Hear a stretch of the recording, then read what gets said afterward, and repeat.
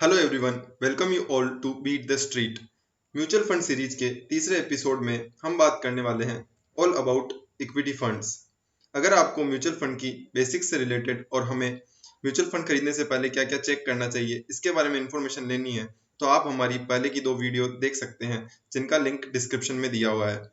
अगर आप चैनल पर पहली बार आए हैं तो चैनल को सब्सक्राइब करें और वीडियो को लाइक करें, क्योंकि हम इसी तरह की short knowledgeable finance videos and market updates अपने चैनल पर डालते रहते हैं।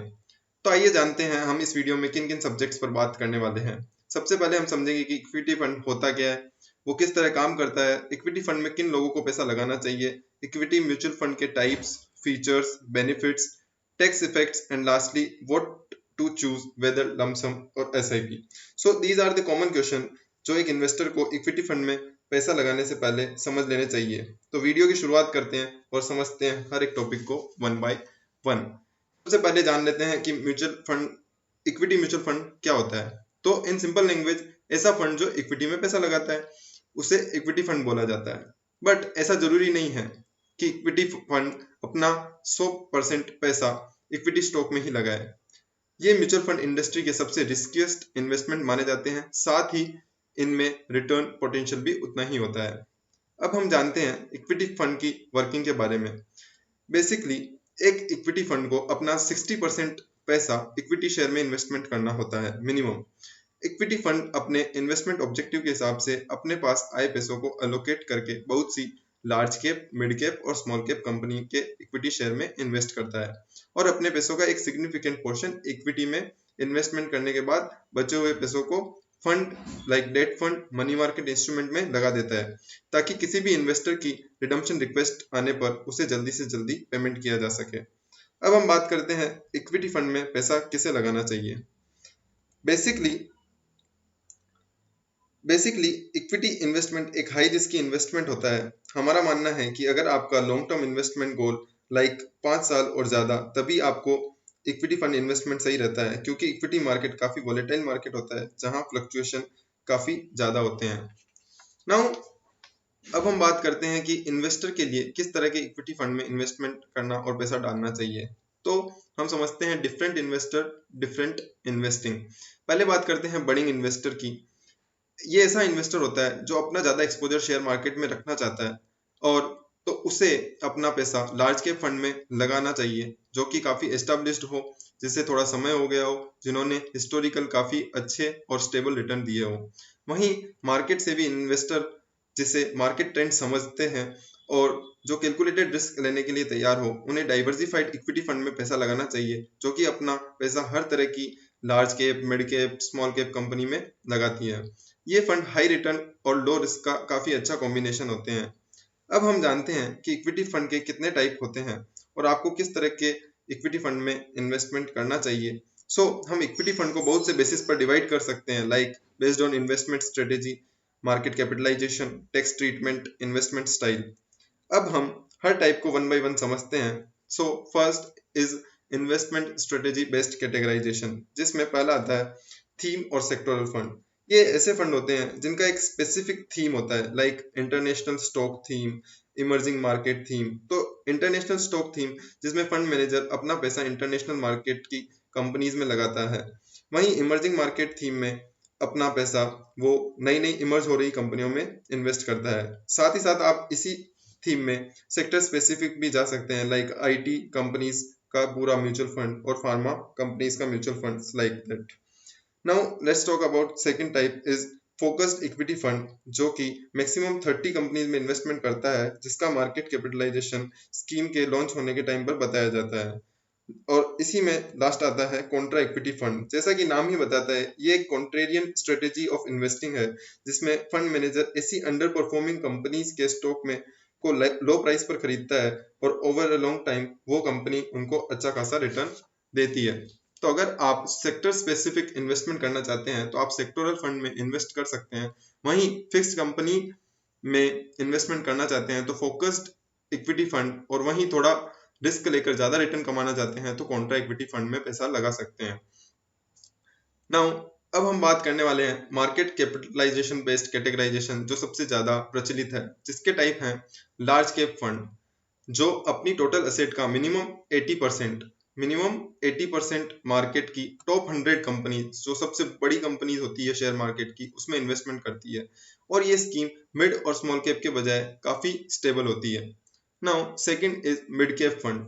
वहीं मिड कैप फंड अपनी असेट का 65% पैसा मिड कैप कंपनी में लगाते हैं, जो कि शेयर मार्केट की 101 से 250th कंपनी में पैसा लगाती है। ये स्कीम लार्ज कैप के मुकाबले काफी थोड़ी ज़्यादा वॉलेटाइल और काफ़ी अच्छे रिटर्न भी देती है। अगर आप थोड़ी रिस्क लेकर ज़्यादा रिटर्न कमाना चाहते हैं तो आप मिड कैप फंड में इन्वेस्टमेंट कर सकते हैं।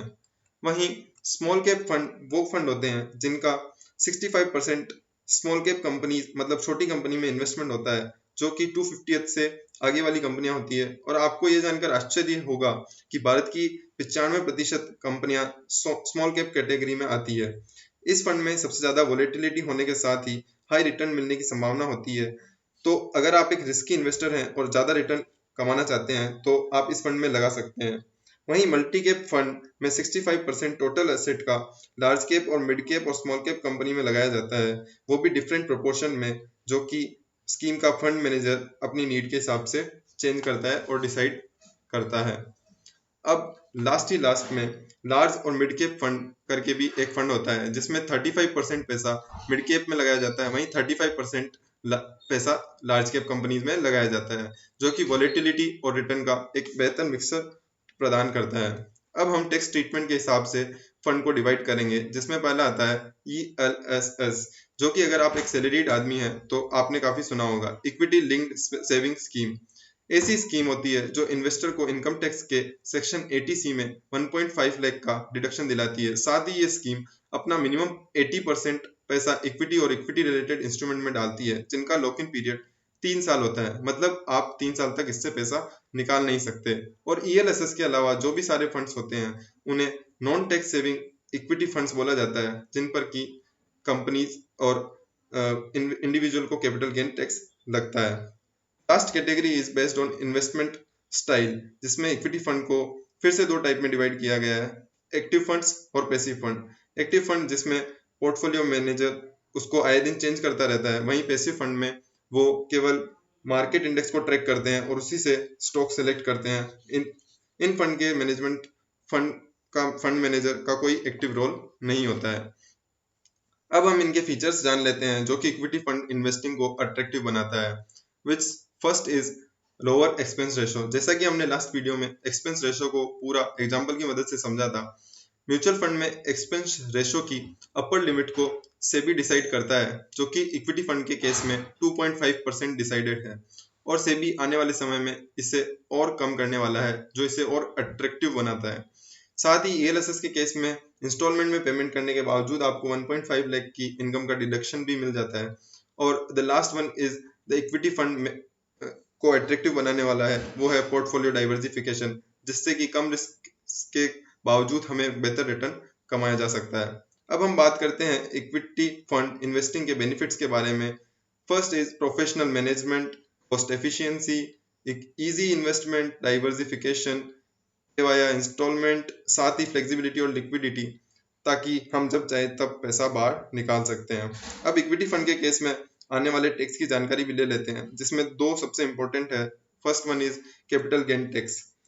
तो कैपिटल गेन टैक्स 2 तरीके का होता है, short term capital gain tax और long term capital gain tax.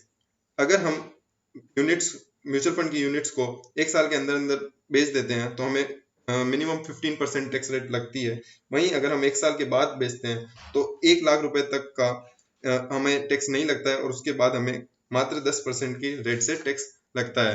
वहीं अगर आपका म्यूचुअल फंड आपको अगर डिविडेंड प्रोवाइड करता है तो उससे भी सरकार को 10% टैक्स देना पड़ता है। अब हम समझते हैं लमसम और SIP के बारे में, जो कि म्यूचुअल फंड का जब भी नाम आता है साथ ही में ये भी क्वेश्चन खड़ा होता है कि एक साथ पैसा लगाएं या इंस्टॉलमेंट में यानी कि SIP से। आज हम समझते हैं कि ये दोनों होता क्या है। लमसम यानी कि एक साथ सारा इन्वेस्टमेंट। अगर आप 5 लाख रुपए इन्वेस्टमेंट करना चाहते हैं तो अगर आपने 5 लाख एक साथ लगा दिए तो उसे लमसम इन्वेस्टमेंट बोला जाता है। वहीं SIP में आपको एक फिक्स्ड अमाउंट रेगुलर इंटरवल में देना होता है, जो कि मंथली हो सकता है, क्वार्टरली हो सकता है, 6 मंथली हो सकता है, ईयरली हो सकता है। दोनों ही तरीकों के अपने अपने प्रोज और कॉन्स हैं। एक लमसम इन्वेस्टर एक साथ पैसा डालता है तो उसे रिटर्न अच्छा मिलने की संभावना तो ज़्यादा होती है, पर अगर मार्केट में कुछ वॉलेटिलिटी आई तो नुकसान भी उतना ही हो सकता है। वहीं एसआईपी इन्वेस्टमेंट इस चीज़ को दूर करता है, क्योंकि उनका अमाउंट काफ़ी कम होता है और लंबे समय में बढ़ जाता है, जो एसआईपी को अफोर्डेबल बनाता है और साथ ही आप में एक इन्वेस्टमेंट डिसिप्लिन पैदा करता है। साथ ही साथ एसआईपी आपके इन्वेस्टमेंट की वैल्यू को समय के साथ एवरेज भी करता है और मार्केट के फ्लक्चुएशन से आपके इन्वेस्टमेंट को सेफ गार्ड भी। अब हम बात करते हैं इंडिया के इक्विटी फंड मार्केट के बारे में, जिसने कि हिस्टोरिकली मिनिमम 10 to 12% रिटर्न दिया है, जहाँ की बैंक आपको केवल 4% ही रिटर्न देता है। साथ ही अगर आपकी स्कीम अच्छी और सही निकली तो ये पोटेंशियल 30% तक भी जा सकता है। अगर भारत की हम कुछ टॉप म्यूचुअल फंड कंपनीज की बात करें तो जिसमें सबसे टॉप है एक्सिस म्यूचुअल फंड, फिर कोटक, फिर Reliance mutual fund, HDFC mutual fund and SBI mutual fund, और भी बहुत सी एमसी है जैसा कि आप इमेज में देख सकते हैं। This is all about equity funds. और next video is all about debt fund, जिसमें हम डेट फंड को पूरा एक्सप्लेन करेंगे। अगर आपको वीडियो पसंद आई हो तो वीडियो को लाइक करें, हमारे चैनल को सब्सक्राइब करें और घंटे के बटन को दबाएं ताकि आपको सारी अपडेट्स सबसे पहले मिल सके। साथ ही इस वीडियो को ज़्यादा से ज़्यादा शेयर करें। Thank you.